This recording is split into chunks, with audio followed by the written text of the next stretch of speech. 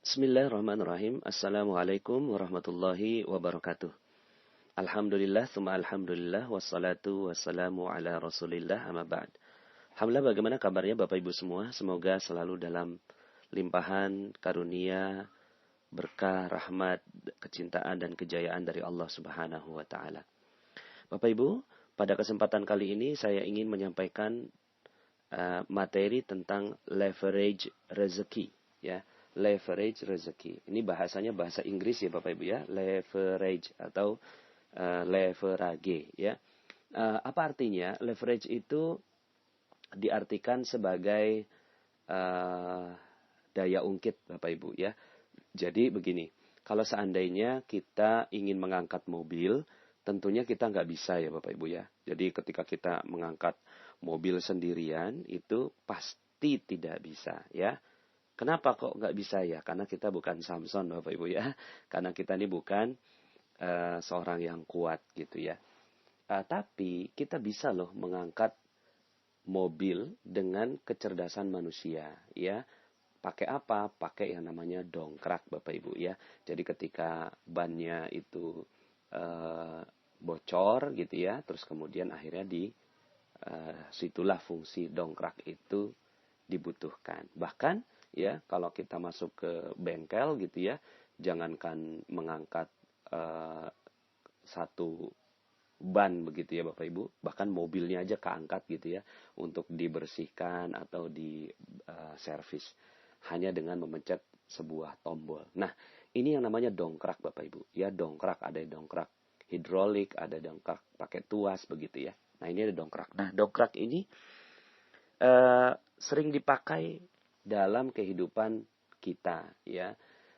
Maka prinsip dongkrak atau prinsip leverage ini juga terjadi pada rezeki ya.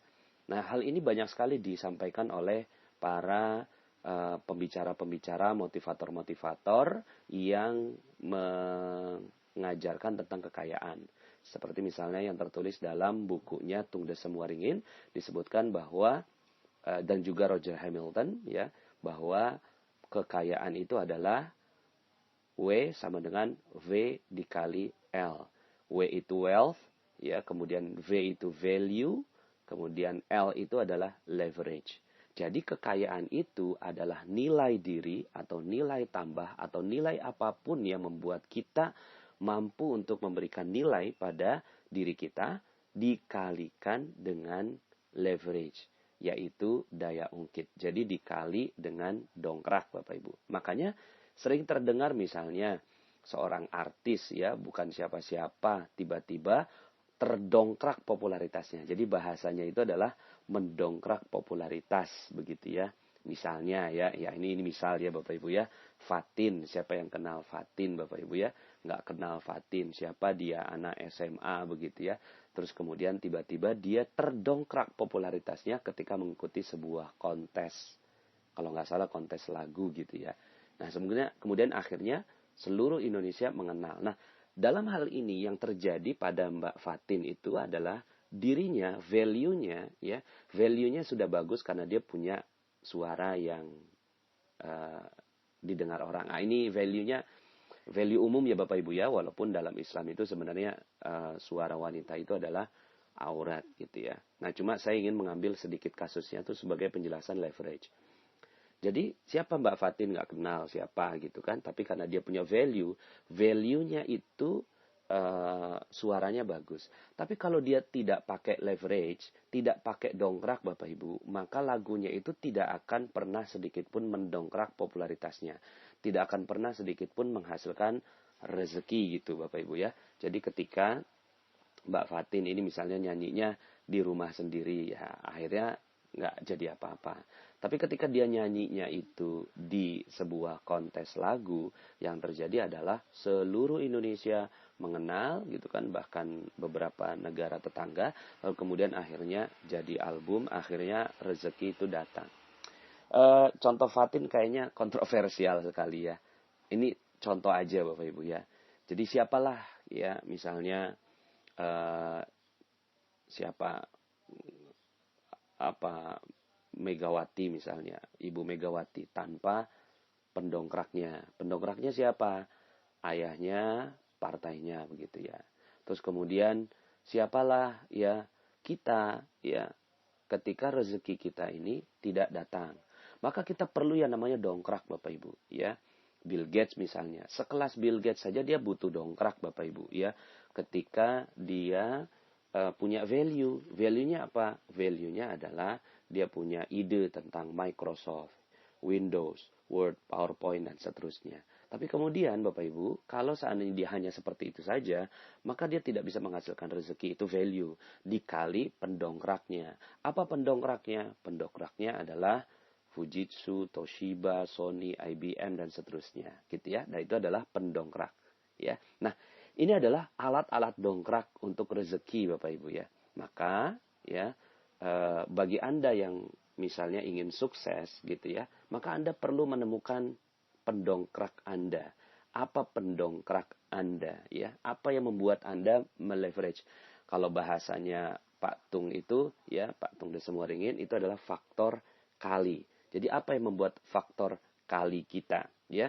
Kita dari bukan siapa-siapa, terus kemudian tiba-tiba menjadi siapa-siapa ya, menjadi dikenal atau mendapatkan rezeki ya. Nah, kalau dalam dunia properti misalnya yang saya laksanakan begitu ya, saya bukan siapa-siapa, nggak punya modal, tapi kemudian akhirnya saya punya ide ya, terus kemudian saya mencoba mempelajari dari teman-teman, akhirnya setelah itu saya kalikan diri saya dengan gitu ya, pemilik tanah, saya kalikan diri saya dengan ya investor, saya kalikan diri saya dengan media massa untuk mengiklankan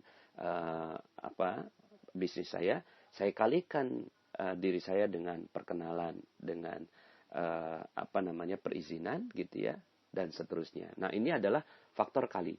Semakin banyak faktor kalinya, semakin mudah kesuksesan itu terwujud Bapak Ibu. Contohnya misalnya begini. Anda untuk membutuhkan sukses itu butuh angka 10.000 poin misalnya, 10.000 poin. Tapi kemudian ya diri Anda itu hanya satu gitu ya. Satu, sementara dream Anda, goal Anda itu di 10.000 ya. 1 poin dibanding dengan 10.000 poin ini jauh sekali Bapak Ibu ya. Naiknya ini jauh sekali.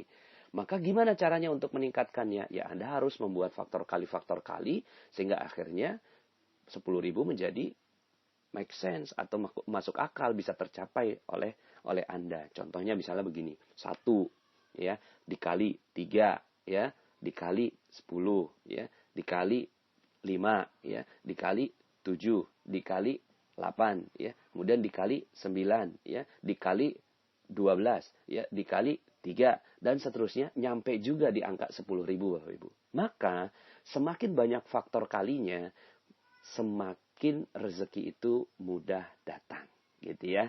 Jadi semakin banyak faktor kalinya, maka rezeki itu akan mudah datang.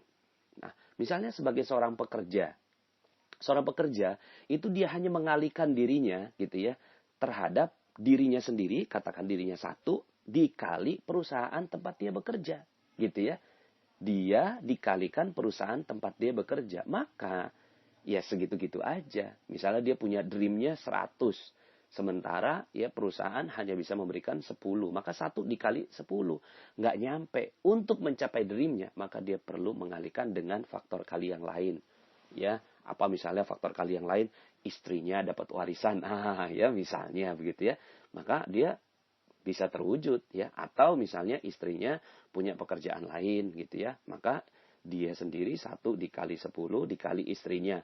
Ya 1 dikali perusahaan istrinya 10. Oh berarti akhirnya bisa nyampe 100 gitu ya. Jadi Bapak Ibu ya, faktor kali ini adalah penting sekali untuk setiap orang yang ingin sukses ya. Nah, perhatikan bagaimana faktor-faktor kali Anda gitu ya. Apakah Anda punya faktor pengali gitu ya, faktor kali. Nah, oke. Jadi konsep faktor kali ini sudah mulai masuk akal di Anda. Sekarang yuk sama-sama kita lebih dalam membahas tentang konsep magnet rezeki ya, yang berkaitan dengan leverage rezeki ini ya. Jadi mungkin sederhananya begini. Saya kalikannya W sama dengan V dikali L1 dikali L2. Begitu Bapak Ibu ya. Nah, maksudnya apa? L1-nya ini adalah leverage yang kita sudah kenal. Yaitu leverage dunia. Perusahaan, channel, jaringan, media massa, properti, perbankan syariah misalnya begitu ya. Yayasan, kemudian organisasi. Ini adalah L1 Bapak Ibu. Ya. L1 ini adalah leverage duniawi Bapak Ibu. Ya. Leverage yang sifatnya duniawi. Tapi Bapak Ibu, ya, sebelum membahas yang L1 itu, atau selain L1 itu, kita butuh yang namanya L2 Bapak Ibu. Ya. L2 ini adalah yang memungkinkan semua terjadi. Yang sering terjadi begini, kita sudah berusaha keras, ya, kemudian kita bertemu dengan banyak orang, gitu ya. Kita bertemu dengan yayasan, bertemu dengan organisasi, media massa, terus kemudian kita juga punya ilmu properti, belajar ilmu macam-macam gitu ya. Terus kemudian berusaha maksimal, ikhtiar. Ini L-nya udah banyak Bapak Ibu. L lagi, L1-nya dikali L12, L13, L14, L15, L16 gitu ya, dikali. Tapi pas yang L2-nya ini Bapak Ibu ya, L2-nya ini minus Bapak Ibu. Ya. Apa yang terjadi? Semua yang dilakukan dikali minus jadinya minus Bapak Ibu. Ya. Semua yang dilakukan gitu ya, dikali minus jadinya minus semua. Ya. Sehingga akhirnya apa yang terjadi? Yang terjadi adalah gitu, seluruh yang kita datangi itu akhirnya musnah, tidak menjadi apa-apa karena dikali minus. Nah, saya akan fokus ke yang L2 ini Bapak Ibu. Karena L2 ini yang menjadi faktor penentu dan pembeda. Ya, silahkan Anda dengarkan materi saya di Lain Ladang, Lain Ilalang gitu ya.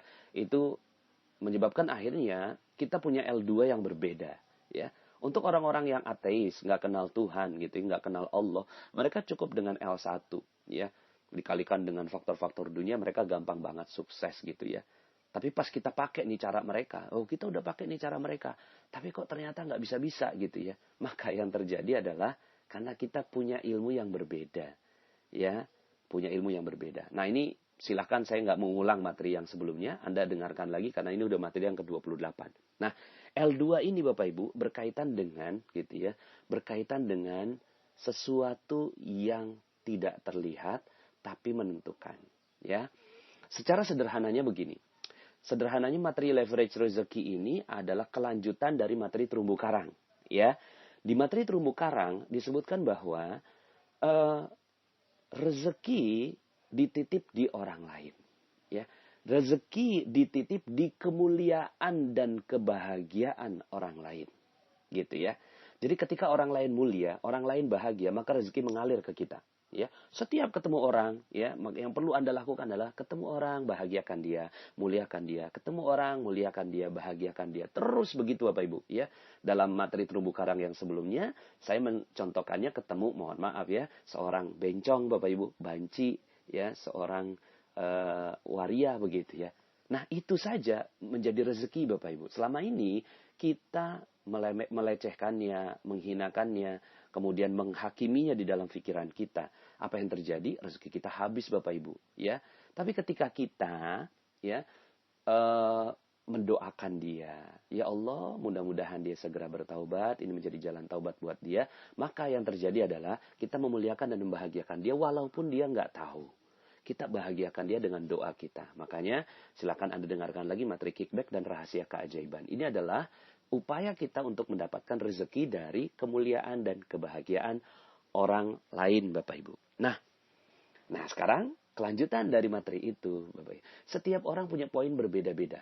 Ya, setiap orang punya poin berbeda-beda terhadap bencong, waria, banci aja gitu ya, kita harus memuliakan dan membahagiakan, padahal poinnya sederhana Bapak Ibu ya, katakanlah dia poinnya 2 begitu ya, poinnya 2, tapi akhirnya ketika kita membahagiakan, poin 2 itu datang pada kita begitu ya. Nah, yang namanya leverage gitu ya, kita memilih Bapak Ibu ya, kita memilih. Nah, memilihnya ini gitu ya, tentunya memilih manusia terbaik Bapak Ibu. Kalaulah rezeki itu dititip di manusia, ya, dititip di kemuliaan dan kebahagiaan manusia, Maka leverage rezeki berbicara tentang Anda kan mau sukses cepat, ya. Kalau mau sukses cepat misalnya nih Anda ketemu ya misalnya poin yang dibutuhkan 1 juta gitu ya. Poin yang dibutuhkan 1 juta poin begitu ya.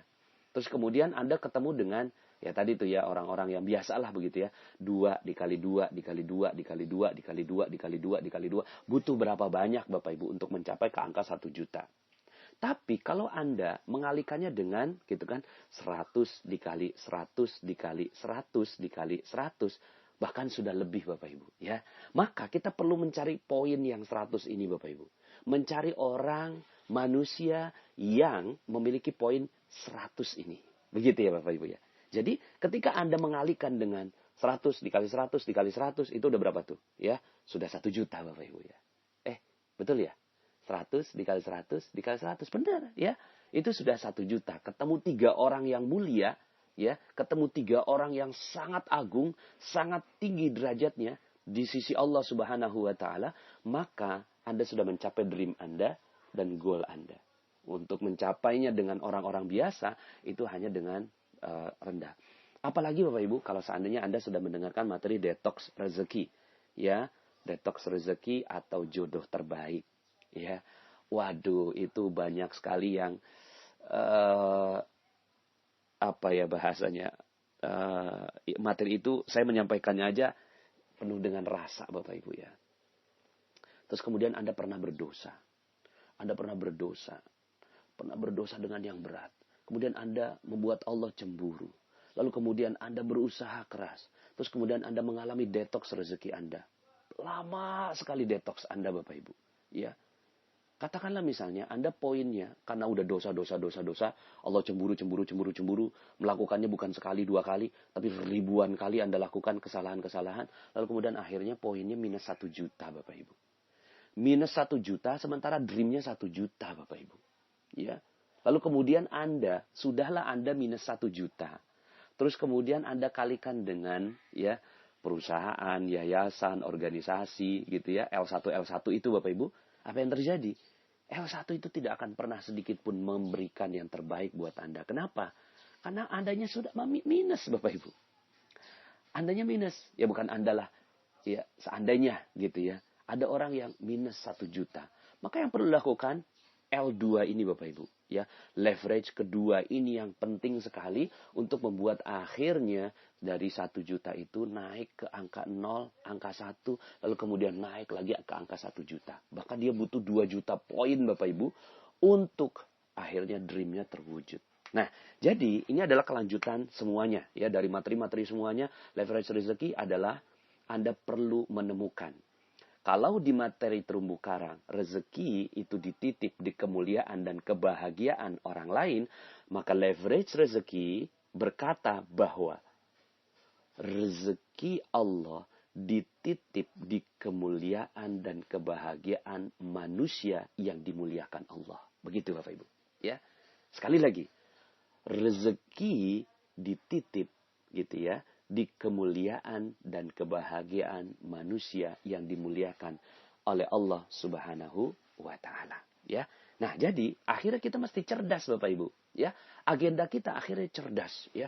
Enggak semua manusia kita bahagiakan, tapi ya poinnya 1 2 ketemu orang gitu ya bahagiakan. Tapi cari Bapak Ibu. Cari orang-orang manusia yang dimuliakan Allah Subhanahu wa taala. Karena dia yang punya akses rezeki Bapak Ibu. Dia yang punya akses rezeki, ya. Nah, maka leverage rezeki ini Bapak Ibu, ada beberapa manusia yang ingin saya perkenalkan kepada Anda yang perlu Anda kerja keras bertemu dengan mereka. Kerja keras Bapak Ibu untuk memuliakan dan membahagiakan mereka.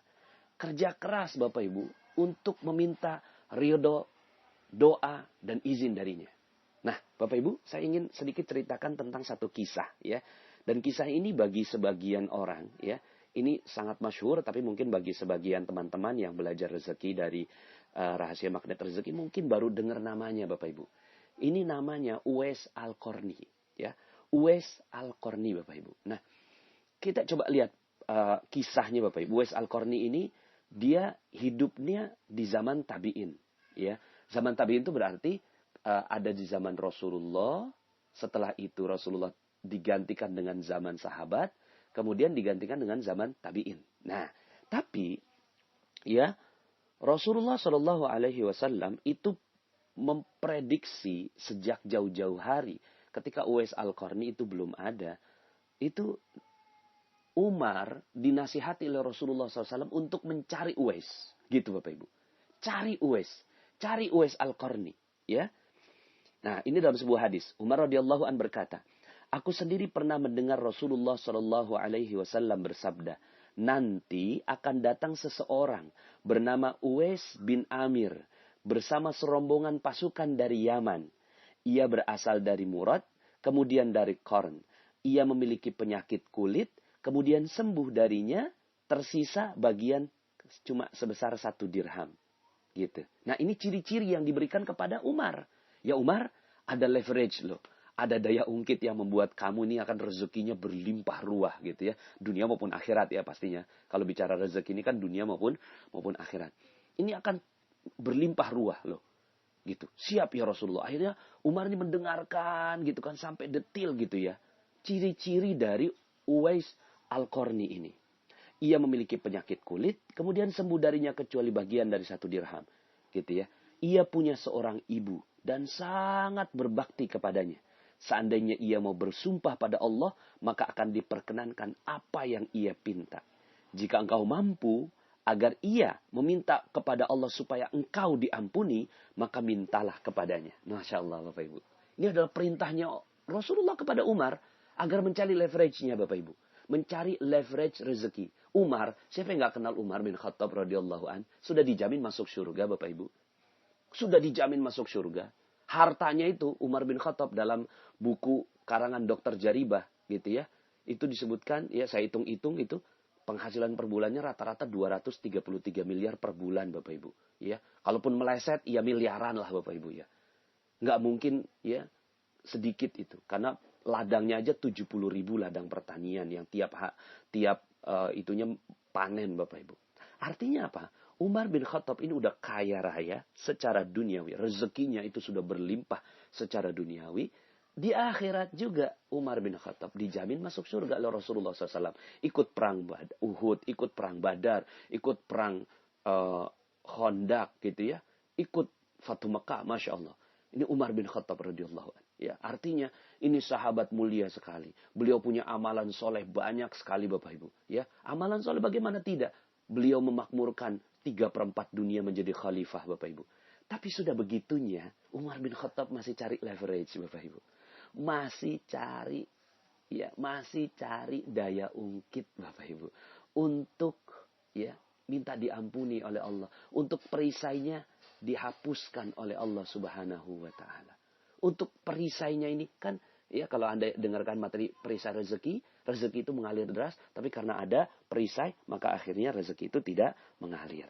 Nah, Bapak Ibu yang dirahmati Allah, maka ini di sini disebutkan ya, kata-katanya, perintahnya Rasulullah. Jika engkau mampu agar ia meminta kepada Allah supaya engkau diampuni, mintalah ampun. Gitu ya, kepada Allah melalui Uwais Al-Qarni. Nah, Bapak Ibu suatu hari, Uwais Al-Qarni ini datang Bapak Ibu. Ya, suatu hari dari Usaid bin Jabir. Ya, ia berkata, Umar bin Khattab ketika didatangi oleh serombongan pasukan dari Yaman.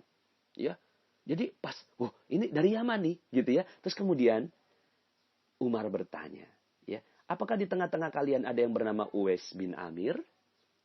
Kemudian, ini ya Rasulullah, ini ya Umar. Kemudian ditanya, apakah engkau benar Uwais bin Amir? Ya, saya Uwais bin Amir. Kemudian Umar bertanya, benarkah engkau dari Murad, dari Qarn? Iya, kata Uwais Al-Qarni. Umar bertanya, benarkah engkau dahulu memiliki penyakit kulit, lantas sembuh, kecuali sebesar 1 dirham? Iya, kata Uwais. Lalu kemudian Umar bertanya lagi, benarkah engkau punya seorang ibu? Iya, gitu ya. Kemudian akhirnya dibacakan hadis tadi, gitu ya. Aku sendiri pernah mendengar Rasulullah SAW bersabda, nanti akan datang seorang bernama Uwais bin Amir bersama serombongan pasukan dari Yaman. Dia berasal dari Murad, kemudian dari Qarn, dia memiliki penyakit kulit, dan seterusnya Bapak Ibu. Lalu kemudian Umar berkata, tolong aku, mintalah kepada Allah untuk mengampuniku. Kemudian Uwais mendoakan Umar. dengan meminta ampunan kepada Allah Subhanahu wa taala. Masya Allah. Nah, Bapak Ibu, ya, setelah itu kisahnya akhirnya Uwais Al-Qarni ini dikenal di mana-mana. Kemudian banyak orang yang meminta doa kepadanya. Lalu kemudian mau dikasih hadiah. Tapi kemudian Uwais Al-Qarni nggak mau, Bapak Ibu. Karena dia lebih memilih untuk hidupnya zuhud, Bapak Ibu. Kalau dia mau, maka dia bisa meminta upah terhadap doa-doa yang diminta olehnya gitu. Tapi Uwais Al-Qarni nggak mau. Dia milih miskin, Bapak Ibu. Aduh, ini saya makanya mohon maaf ya. Materi leverage rezeki ini lama sekali delaynya Bapak Ibu, karena saya nggak sanggup menceritakan kisah ini Bapak Ibu ya, karena ya mudah-mudahanlah kita minta kepada Allah Subhanahu wa taala agar kita diampuni oleh Allah Subhanahu wa taala atas kehidupan kita ya.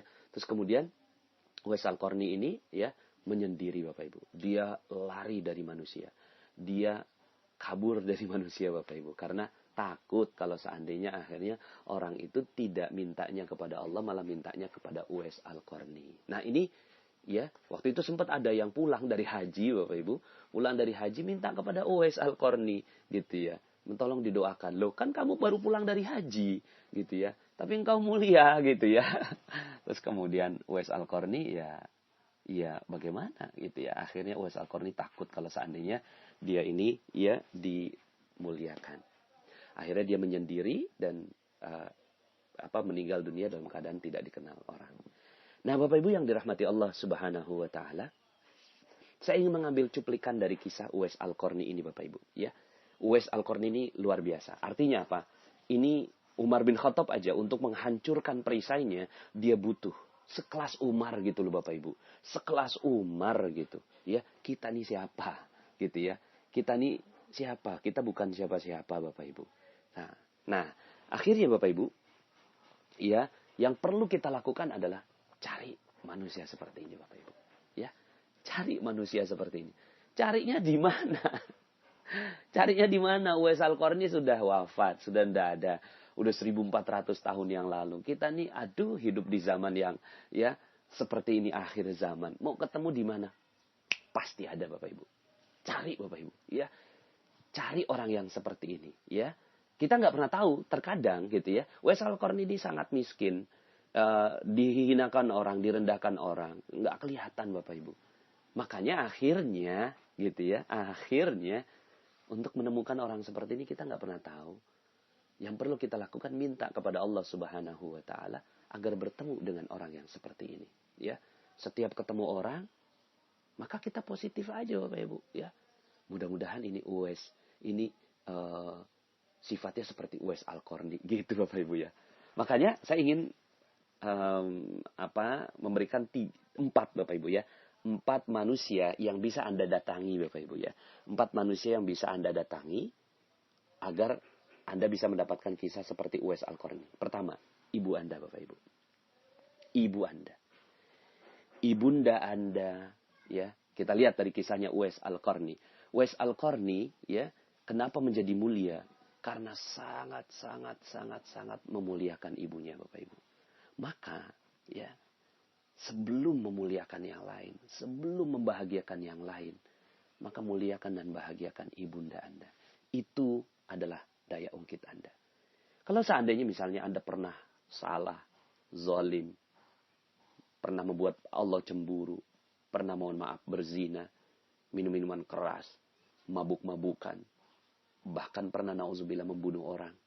Ya, membunuhnya bukan cuma sekali, dibunuh lagi. Masya Allah. Ya, mereka yang melakukan aborsi misalnya. Maka gimana caranya? Cara yang terbaik Bapak Ibu, datangi ibunda Anda.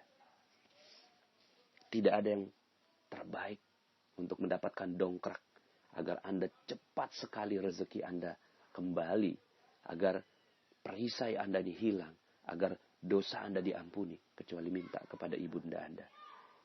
Minta ibunda dan ayahanda Anda. Mungkin agendanya adalah tanya kepada mereka, apa yang membuat engkau ridho? Gitu. Apa yang membuat engkau ridho pada saya? Jangan cuma sekedar minta ridhonya. Ibu minta ridhonya. Ya mungkin ibunda kita bisa jawab, iya saya ridhoi kamu gitu. Tapi bisa jadi itu hanya di mulutnya. tapi ternyata hatinya tidak ridho.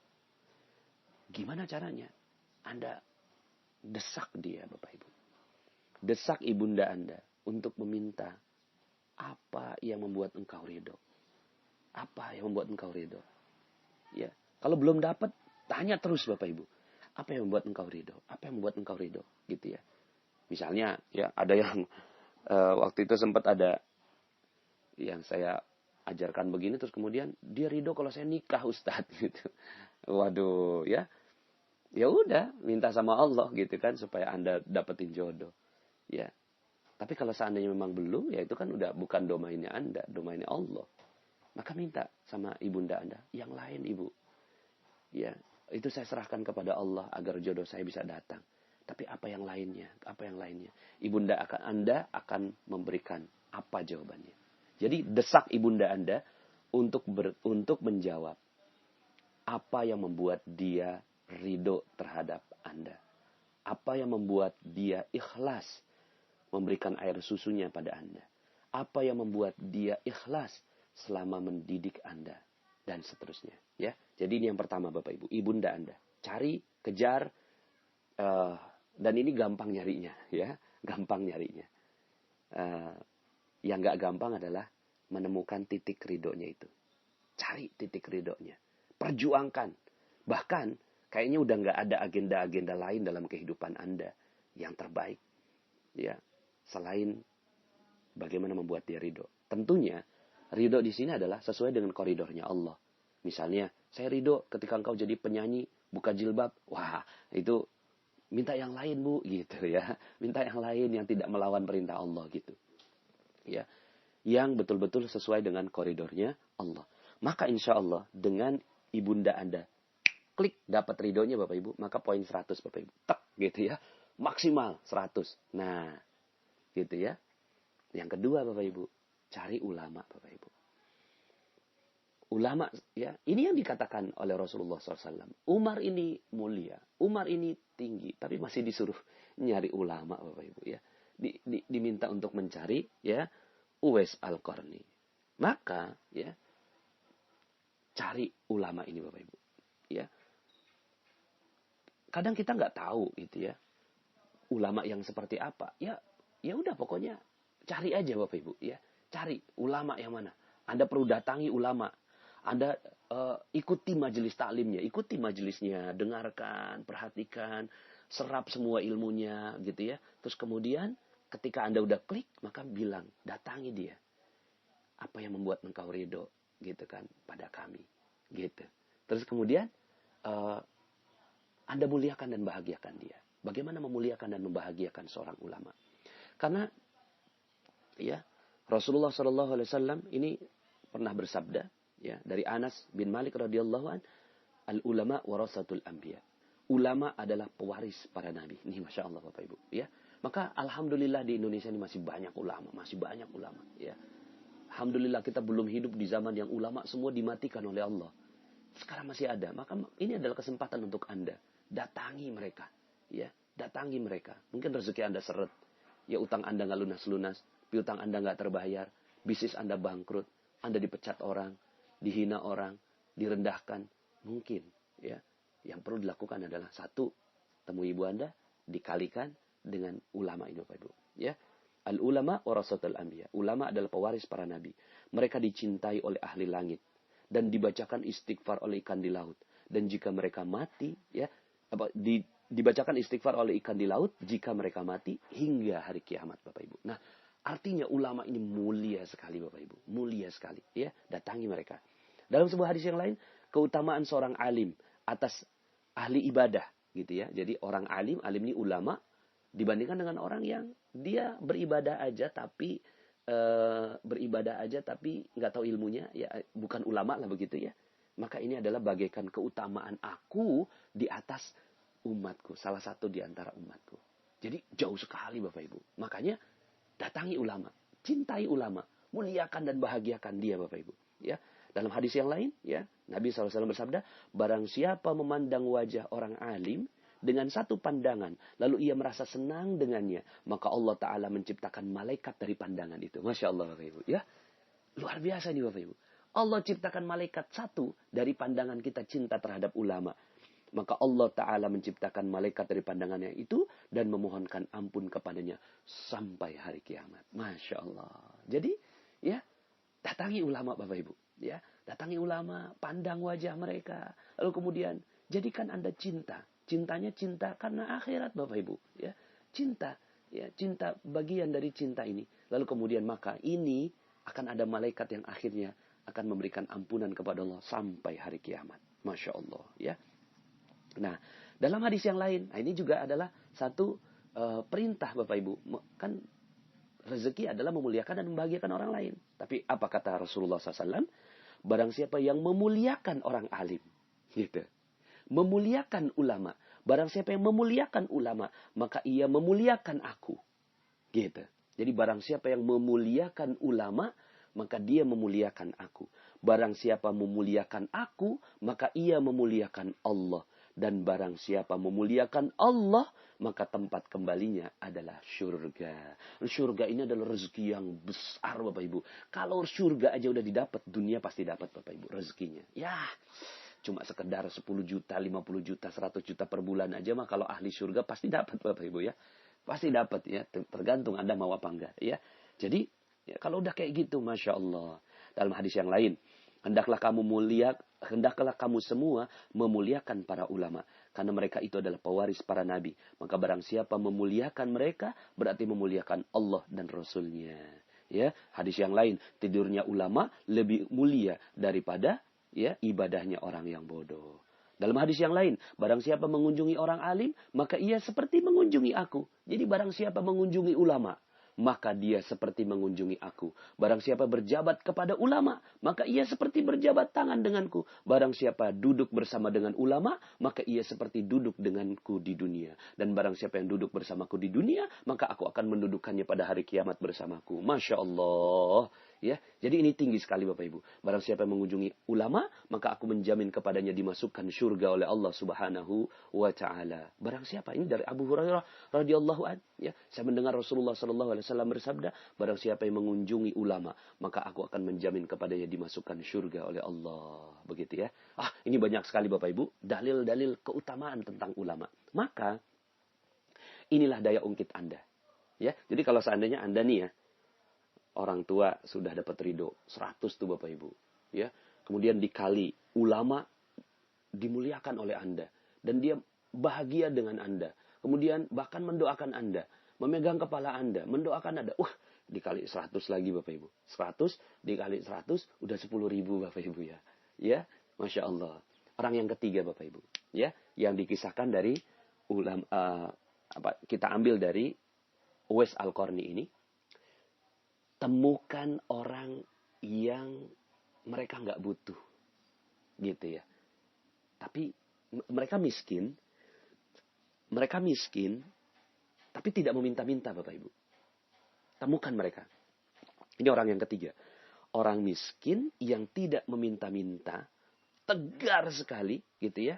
Tapi mereka nih menjaga kehormatannya, nggak meminta-minta. Itu adalah mereka-mereka yang punya sifat-sifat mirip Uwais Al-Qarni Bapak Ibu.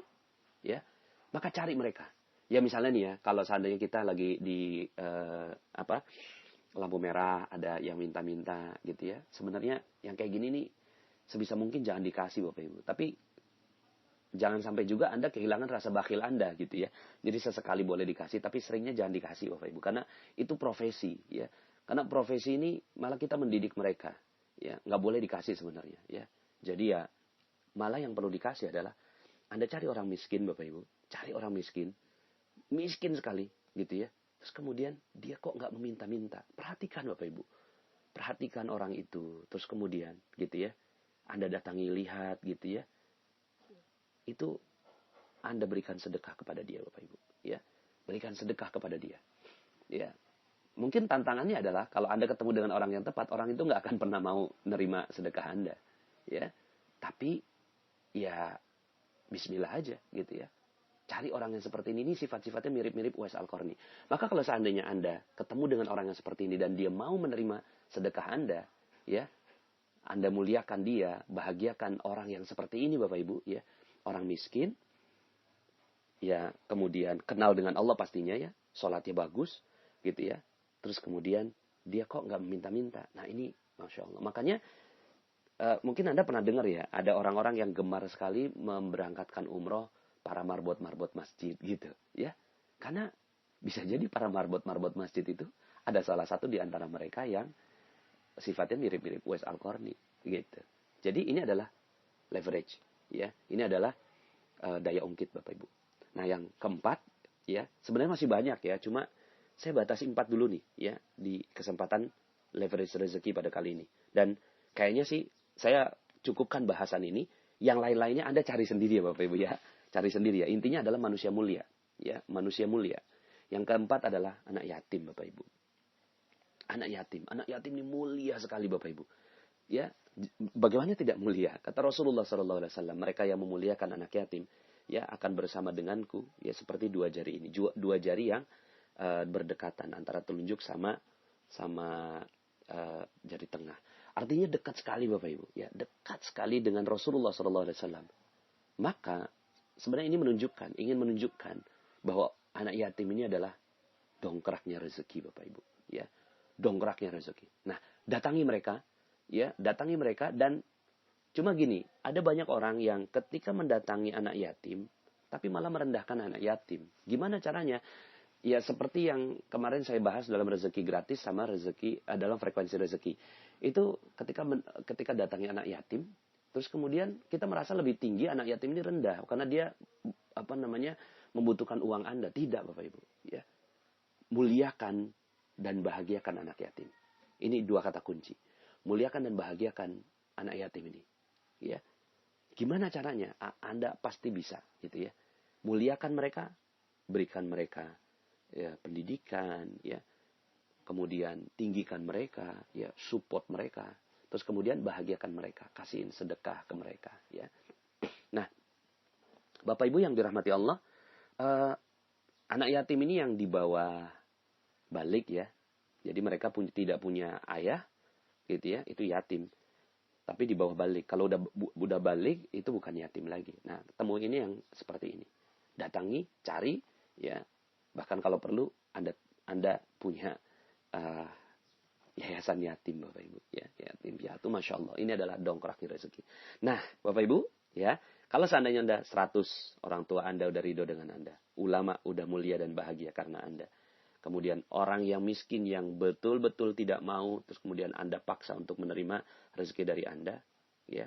Bisa jadi misalnya gini, Anda mungkin ketemu sama seorang kakek-kakek tua, terus kemudian dia berjualan, padahal dia sangat-sangat letih, lelah, kayaknya nggak mungkin gitu ya. Tapi kemudian ketika Anda perhatikan, loh kok ini kakek-kakek ini sangat taat sekali ketika azan itu datang. Dia jualannya katakanlah jualan tisu atau apa, beli dari mereka Bapak Ibu, ya. Kemudian yang keempat adalah anak yatim, ya.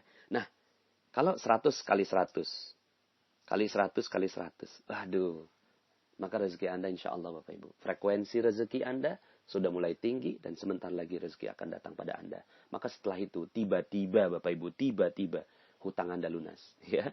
Tiba-tiba piutang Anda terbayar. Tiba-tiba Bapak Ibu, ya, rezeki mengalir deras dengan Anda dan tiba-tiba Anda pun jadi lebih mudah berbuat kebaikan untuk orang lain. Maka yuk sama-sama kita perlu mereka. Apalagi kalau ulamanya ini udah bermajelis Bapak Ibu ya. Jadi majelis ulama ini adalah majelis yang penuh keberkahan dari Allah Subhanahu wa taala. Demikian, mohon maaf atas segala kekurangan. Semoga Allah Subhanahu wa taala mudahkan kita untuk menemukan dongkrak-dongkrak rezeki kita. Terima kasih. Saya Nasrullah, sampai jumpa dalam audio-audio berikutnya. Assalamualaikum warahmatullahi wabarakatuh.